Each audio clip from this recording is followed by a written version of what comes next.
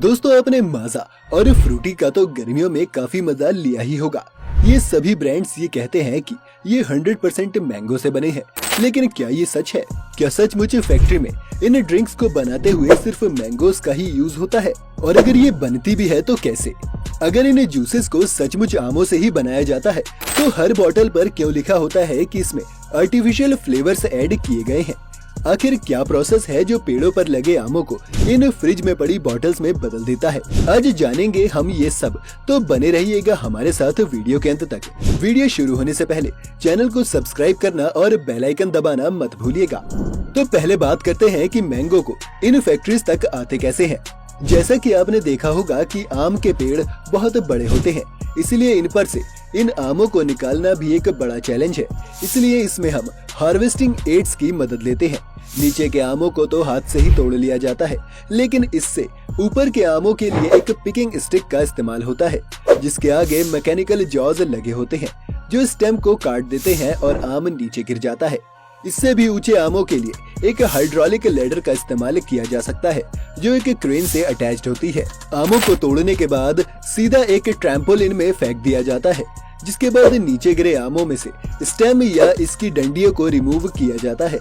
आम का फल खुद को लेकर बहुत ही डिफेंसिव होता है, और जैसे ही आप स्टेम में से फल को अलग करते हैं, अपने डिफेंस के लिए इस आम में से एक सैप निकलता है। इस सैप के आपके कांटेक्ट में आने से आपकी स्किन जलने लगती है।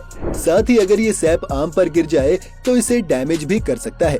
इसलिए स्टेम को बहुत ध्यान से ग्लव्स पहनकर ही निकाला जाता है, और निकालते ही अगले 5 सेकंड के अंदर ट्रैम्पोलिन में फेंक दिया जाता है। इस ट्रैम्पोलिन पर आने के बाद इस आम पर केमिकल्स छिड़के जाते हैं, या फिर इसे 1 मिनट तक पानी में डुबा कर रख दिया जाता है, ताकि इसके सैप का ये टॉक्सिक इफेक्ट कम हो सके। इसके बाद इन आमों को एक एलिवेटर लैडर पर रख दिया जाता है, जहां से ये एक बॉल बिन की तरफ कलेक्ट होने के लिए बढ़ते हैं। क्योंकि ये आम पक गए हैं, इसलिए डैमेज भी हो सकता है। इससे बचने के लिए बॉल बिन के ऊपर एक फोम की शीट लगा दी जाती है, जिस पर ये गिरते हैं। फिर इस फोम शीट को हटाने पर कम फोर्स के साथ ये आम बिन पर गिरते हैं और डैमेज नहीं होते।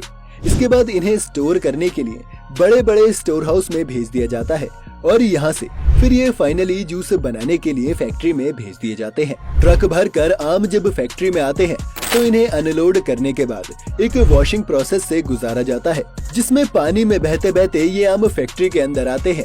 इसके बाद एक सेकेंड वॉश प्रोसेस भी होता है, जिसमें पानी के साथ साथ रोलर्स का भी सहारा लिया जाता है, ताकि आम हर तरफ से अच्छे से क्लीन हो सके। इसके बाद इन आमों को एक प्री हीटिंग और सॉफ्टनिंग प्रोसेस के लिए गर्म पानी में 3 से 5 मिनट तक रखा जाता है। ऐसा करने से आमों पर मौजूद पॉलीफेनॉल ऑक्सीडेज को रिमूव किया जा सकता है।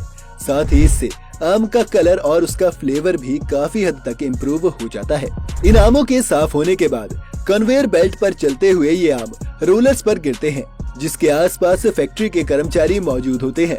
सबसे पहले ये कर्मचारी इन आमों का विजुअल इंस्पेक्शन करते हुए डैमेजेस को चेक करते हैं। अगर कोई भी आम अच्छी क्वालिटी का नहीं है या डैमेज हो गया है तो उसे लाइन से बाहर कर दिया जाता है, और बाकी आमों को उसी लाइन पर छोड़ देते हैं। फिर कर्मचारी इन बचे हुए आमों की टिप्स या ऊपरी भाग को काट देते हैं। यहाँ से ये आम कन्वेयर पर ही आगे बढ़ते हुए एक डेस्टोनिंग मशीन तक पहुँच जाते हैं।